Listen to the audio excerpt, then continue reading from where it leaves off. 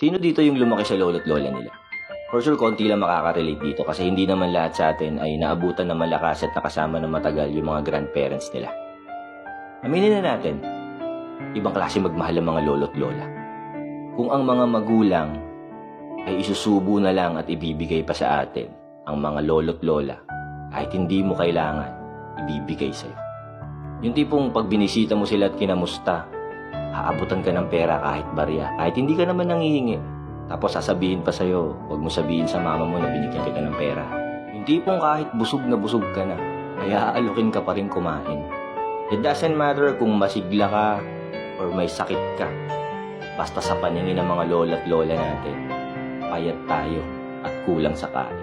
Apo, ang payat mo ata ngayon, hindi ka ata nakakakain ng tama. Pamilyar ka sa linya na yon. Sila yung sasang-ayon sa'yo sa panahong tinatalikuran at sumasalungot na sa'yo ang lahat.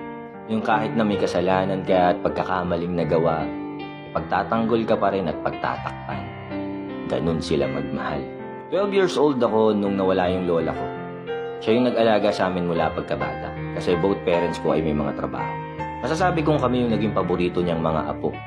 Siyempre, bukod sa araw-araw niya kami nakakasama, napatunayan ko yun nung may mga bumibisita kaming kamag-anak at mga pinsan. Tinatago niya yung mga pagkain. Kasi ayaw niyang maubos dahil baka daw walang matira sa aming mga apo niya.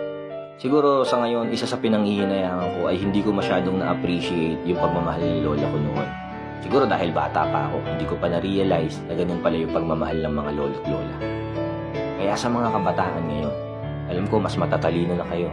Mas marami na kayong nalalaman kaysa sa amin noon. Sana ma-realize nyo na tumatakbo ang oras.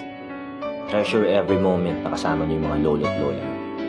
Kasi alam naman natin na hindi habang panahon ay nandyan sila sa tabi nyo.